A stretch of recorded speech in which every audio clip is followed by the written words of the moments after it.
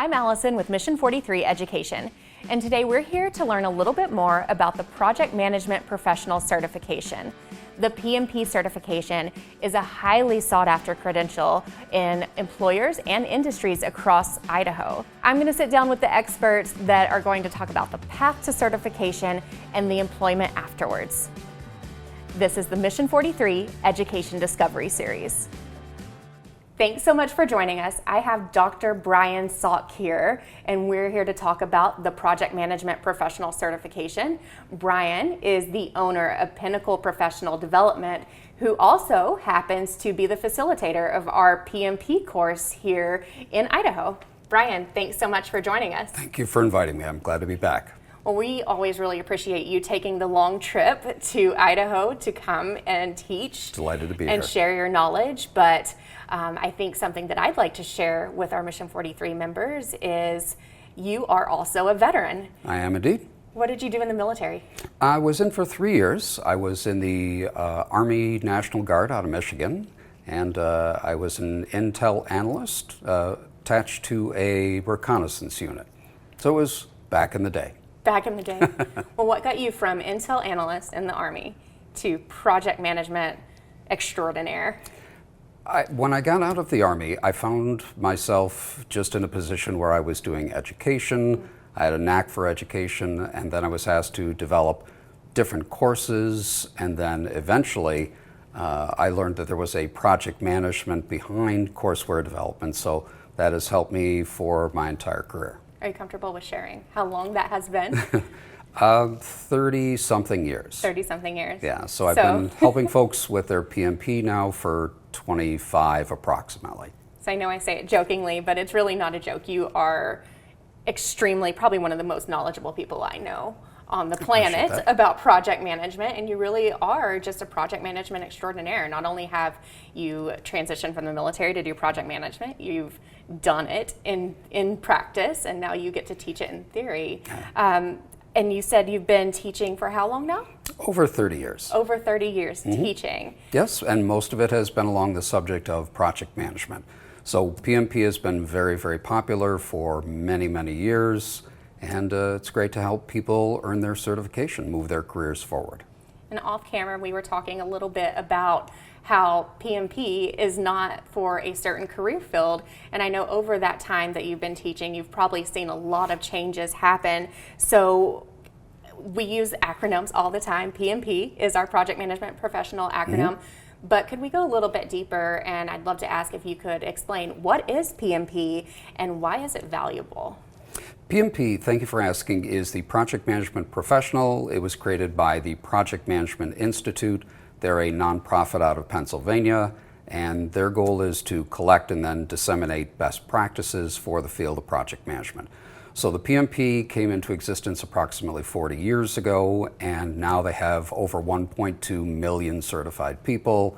And it's a great resume item. It's great when you're interviewing for new positions or trying to get promoted. So it's very, very popular. Very popular. Well, you say 1.2 million, and I think that's something to point out is this is a global certification? Absolutely, absolutely. So PMI is in virtually every country, and the PMP is an international standard. It's very popular in the United States and has been for decades, but you'll also find it in India, China, and virtually every country has PMPs, and it does seem to be growing at a pretty rapid rate. Well, and I know that from research, right? But not everyone might know this, that there's a pretty big gap right now in certified members or, certified PMPs out there and the availability of jobs. So basically there's more available jobs and more people out there searching for PMPs than there are PMPs to fill that role. That's very true. And here we truly believe that our military members, our veterans, and our spouses make great PMPs because we've seen it happen. But in your experience, why do military members, veterans, their spouses fit into project management so well? Well, almost every profession involves some degree of project management. So the creation of something that's temporary and unique, that has to be done on a fixed timeline, fixed amount of money. So People in the military frequently have experience with those unique and temporary experiences, and the private sector is always looking for people that can come in and lead a project to a degree of success in a fixed amount of time. So the discipline that military people bring to the table, the dedication it's a really easy fit for them, and they add huge value to that position. It's almost like military members do project management without actually knowing that they are doing project management. So that is sometimes the case. Others are very, very technically proficient with what they do, but they can always improve their skills. Many people have the industry experience, but they don't necessarily have the project management formal education background. Right. Some do, some don't, but there's always something new to learn. Right. Well, and then having this certification certainly says, hey, I am PMP certified. This shows that I have that education experience, the skills, and I learned something that is going to globally apply to any project management. It's truly the project management standard. Absolutely. And PMPs need to document their experience with PMI. Excuse me. So PMI will evaluate their application. And so in order to take the PMP, they have to have a certain number of months of experience. So they have not only the experience behind them, but they've also demonstrated that they have a knowledge of project management best practices, whether it's traditional, agile, hybrid projects. So it is a great resume builder, and it is very much in demand. I know we're lucky enough to see here, specifically in the Treasure Valley, any member that has gone through our PMP course has seen, on average, we're seeing a little bit over 30% of a salary increase, but I know PMI has reported it's right around 23% nationally. I think those numbers flux a little bit if you are PMP certified versus not certified. But what is really interesting to see is how many industries across Idaho and how many jobs are actually saying on the description, PMP preferred, PMP required. Tell me a little bit more about what industries you've seen have really been seeking that PMP certification. I see PMP in huge demand in the field of IT. I see a huge demand for engineering, so electrical engineering, mechanical engineering, civil engineering. But PMP and project management applies to every industry. So there's no industry that doesn't do new and improved something, products, services, processes. So the ability to bring that to light sooner for less money with better customer satisfaction is applicable everywhere. Well, I think step 3 of my very detailed plan to take over the world is to get everyone PMP certified. So I am a full believer that no matter fully in support. No matter what you are doing on this planet for a job, the PMP could help you because chances are you're doing some kind of project. Yeah. It's just getting that experience to be able to earn the PMP. Absolutely. And PMI salary survey did find that on average, PMPs make approximately 32% more than their counterparts with the same experience. Perfect. So we're right in line. Indeed, indeed. And so it varies greatly by number of years of service and what industry you're in and a variety of other factors. But yeah, there's a huge demand for the PMP, and there are numbers that can support that. Well, I know we talked a little bit about the application process, which can be pretty intimidating for some people. And if you're lucky enough to go through our PMP course, they've got you as a resource, they've got myself, we've got an entire team that helps members translate their military experience into this accepted PMI terminology, because you have it. It's just it needs to be in that terminology. But if you happen to have a PMP or if you're seeking it and you don't want to go through our course, we do have a resource that can help you fill out your PMP exam application. So we'll put that right under this video. There'll be a link to it in case you're wondering. Don't let that be an intimidating factor that stops you from applying for the PMP exam and getting that certification. If I may? Yeah, absolutely. Mission43 has been instrumental with helping people get PMP certified. It is one of the most organized companies, organizations out there that actually helps people. So getting people signed up, tracking them, making sure they're getting their application in, making sure they sign up for the exam. It is the most organized system that I have come across, and that's why the success rate has been so very, very high for these individuals that have come through. I truly appreciate hearing that. It's almost like I also have a PMP and can run a project or two. No, we have a wonderful team here. Thank you so much for mentioning that. And it's not all about our course. It's about the field in general, but surely we do really take a lot of pride in being able to help our members get to that credential and get to a space where, if you're making 32% more a year, you can be pretty comfortable here in Idaho. And we want to see that. We want to see our members enjoying Idaho and everything it has to offer. I did a search today through a couple different applications, job site applications.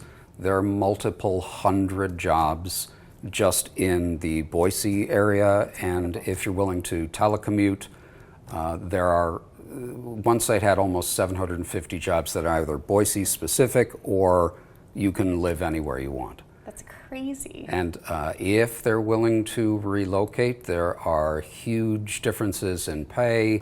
Right. If they wish to work overseas, there's no shortage of jobs that are available. So exciting opportunities. That's very exciting, especially for someone if they're transitioning from the military, and we're hoping they're making Idaho their home after the military, right? But something to know is that, you don't always have to be stuck in one spot, and you can come back home and you can go elsewhere. So Indeed. It's really good to have options. And I know for us, we think, the mouse in my pocket, I think very strongly about our Idaho employers and everything they're doing to hire our military community members. But why would an employer specifically want someone that would have a PMP certification and pay them more than they would their counterparts without? So please tell me, is the question for PMP as well as military at the same time? The value that employers see in the PMP that would send them to say, hey, we're going to pay you more, you're going to earn more. What's driving that 32% increase that we see? Some speculation on my part, but part of it is the PMP has been around for almost 40 years. There are many project management certifications, but they come and they go. They don't have the traction that the PMP does. And so by getting the PMP, it has a reputation of being notoriously difficult. And perhaps you could attest to that. Yes. So when somebody says they're PMP, not only have they passed a very, very rigorous exam, but they've also documented that they have the background, the experience as a project manager. So that discipline and the knowledge and the experience helps organizations to feel better about their hiring decision. So that's why a quick search that I did on one job site, approximately 30% of all the project management applications said PMP preferred, suggested, required, something along those lines. So it helps organizations to feel more comfortable with their hiring decision. That's good. That's good to know. I mean, if you could get something that does not require a college degree. And, I can speak for a lot of people that I know that went into the military. Maybe college wasn't number one on your list of things to do either while you were in or when you're getting out and you're making that transition. You could go into a PMP course or a boot camp for 35 hours, study, earn the certification, and then you are making the same amount of dollars pretty much as someone that has spent that time in college. The only difference is the requirement for the experience on the PMP exam application. So pretty unique. It is a terrific opportunity, and of course, organizations are looking for people that can do the job. So regardless of what level of education you have, if you can come in and organize a group of people and work through the organizational politics to get something done, to create that unique product or service, organizations generally don't care. Yeah. So, and people, as a generalization coming from the military, they have that discipline, they have that focus, and if they can create something new, marshal the resources towards that, it's a very, very employable field. They'll have work for the next 100 years if they live that long. Good to know. Job security is what we are after here. I think something that's interesting to see in just the short time we've had a PMP course, or that project management has been on the table for Mission43 or even been popular in Idaho. There's been a lot of changes, and you can see the ebbs and the flows and how people, again, with 30%, that's a lot, 30% of jobs saying PMP preferred. What are some of the trends nationally that I think we're following quite a bit that PMP is having, or trends that you see project management going, and whether that's employment levels or changes in certification requirements? Anything that you could share with us on that? Certainly. Well, the job field of project management is expected to increase about 7%, according to the U.S. Bureau of Labor Statistics, over the next 8 years, and that's just within the United States alone.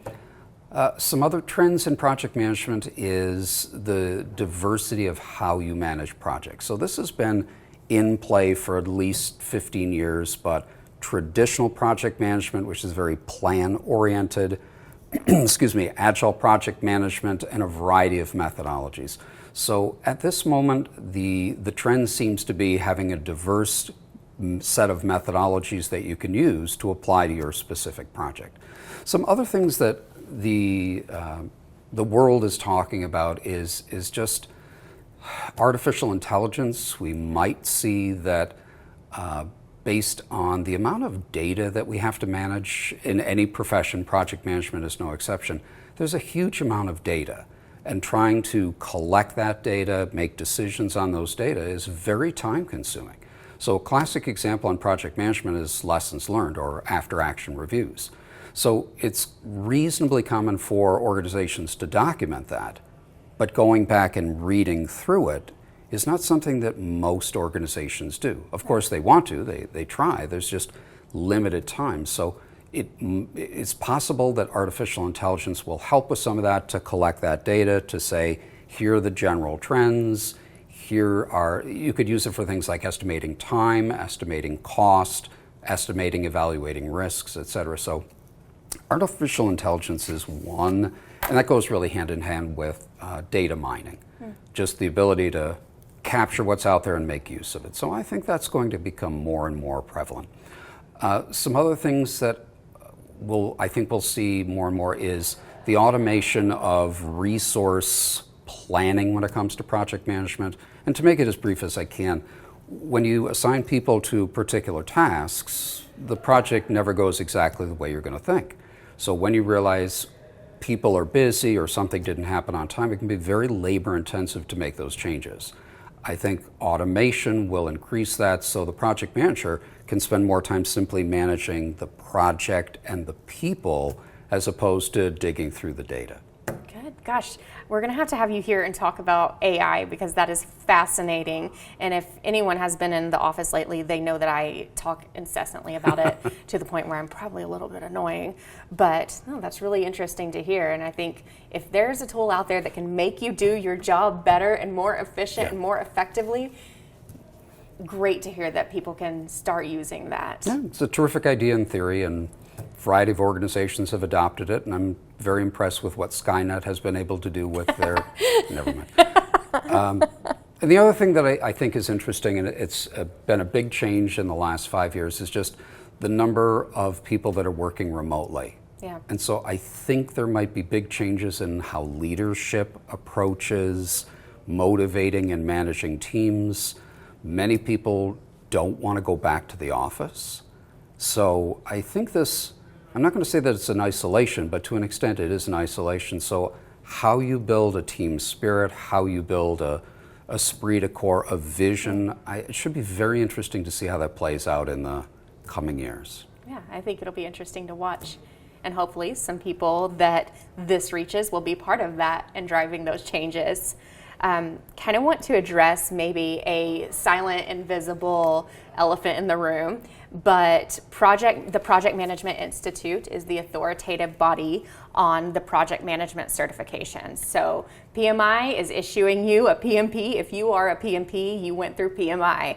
But they have also changed their training in the last probably several years or so to where only members of PMI that are authorized training have access to the content that is directly on the PMP exam. And Brian, Pinnacle Professional Development, is an authorized training partner. and that is an ATP, for another acronym to be thrown out at you. What does it mean for an authorized training partner? And then what is the difference in a course that someone might attend that may not be through an ATP? Thank you for asking. A couple major answers. Number one, PMI vets all of their ATPs very, very closely. So there's a substantial amount of research paperwork that you have to submit in order to be an ATP. So you have to, and I won't go through it, just you have to have been in business for a certain number of years, your financial standing has to be a certain amount. And so PMI wants to make sure that they're getting organizations that have a quality reputation and ongoing concern. So that's half of the answer. The more important answer, in my opinion, is the fact that and you mentioned this, we have access to PMI-authorized materials. So the exam is not just an exam based on the PMBOK Guide 6th edition or 7th edition. The PMP is based on many, many different books and articles, and it can change at any time. So organizations that aren't ATPs, with respect, they have to guess at what's on the exam.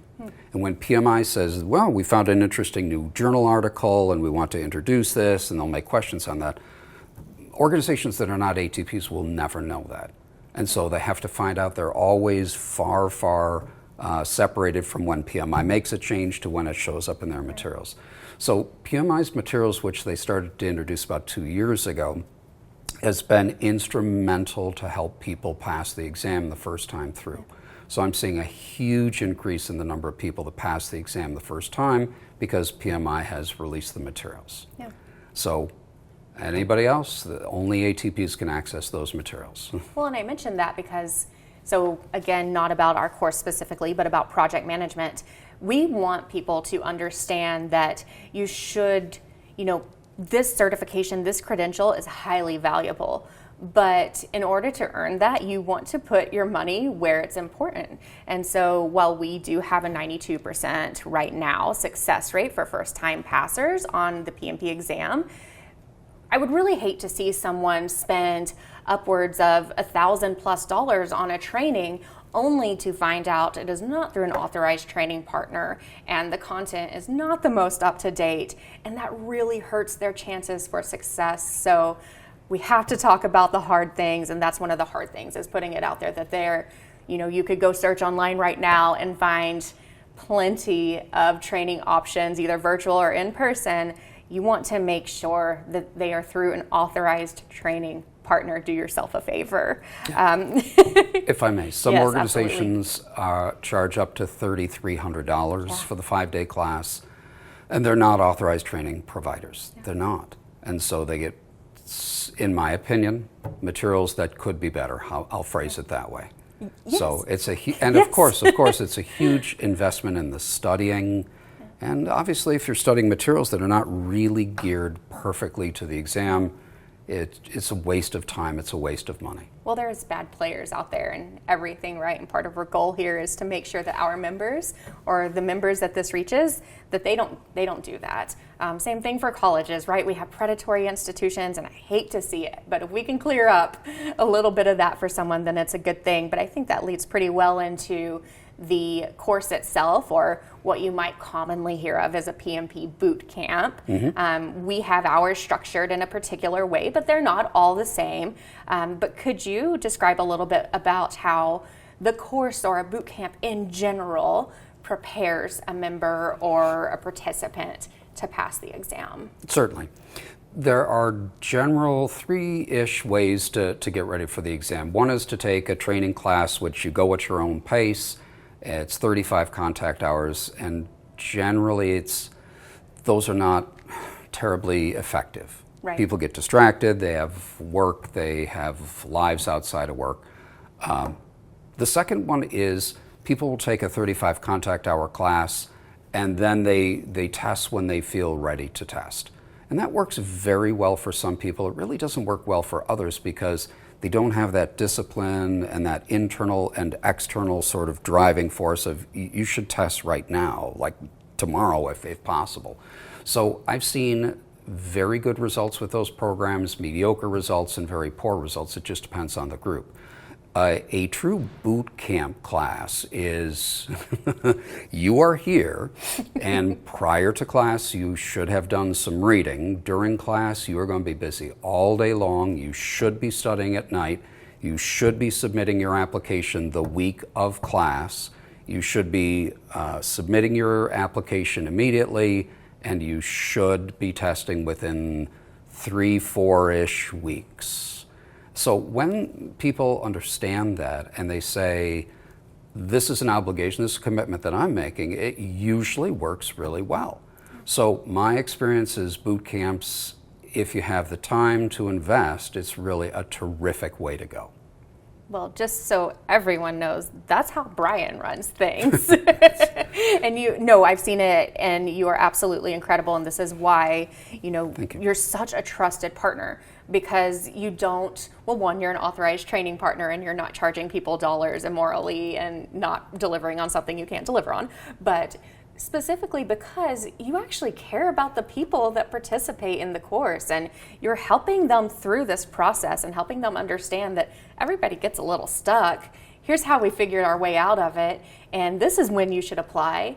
And hey, you made an 80 something on that practice test. Why isn't your test scheduled right now? So we really like to see that, and I think that speaks to your success and outside of our program, right? And it speaks to why we do see some other courses kind of fall flat, because there's that accountability is not there. Understood. So accountability is so important, and we just really appreciate that you have it. It's my pleasure, and I'm grateful to have the chance to work with Mission43 and the fact that you have the infrastructure behind it to make sure that participants are getting the ducks in a row, they're applying for the exam, making it happen, and the success rate again is just terrific. Yeah. We've had some classes with 100% first-time pass rate. Yes, absolutely. That is not very common. It's not, and our members are incredible, and they are very appreciative of everything. So it speaks to their hard work itself. It's not just certainly. The course. It's definitely a lot of hard work on the absolutely. Participant part, and it's really good to see them, but they're being led to that point. And to generalize, but just the military background helps. That this is what you're going to do, this is what needs to get done, and they have the discipline to make that happen. So it's just been a terrific experience. I think we've covered maybe almost everything PMP that we could cover in the time we have. There could be more in writing, right, attached to this. But what I would really like to ask of you, what I ask of everyone that I get to sit down with, because I am so lucky, having transitioned from the military, having been doing project management actively and being a teacher, what is that golden nugget of advice that you can give to our members or anyone who may happen to see this? As far as taking the exam, gearing up for the exam? Just PMP advice, that one golden nugget, what is, or maybe it's not one, maybe it's like 12, but what would you say? What's the best advice that you could give someone? Treat it like any other very significant test. Buckle down, get it done. Try to put everything else aside.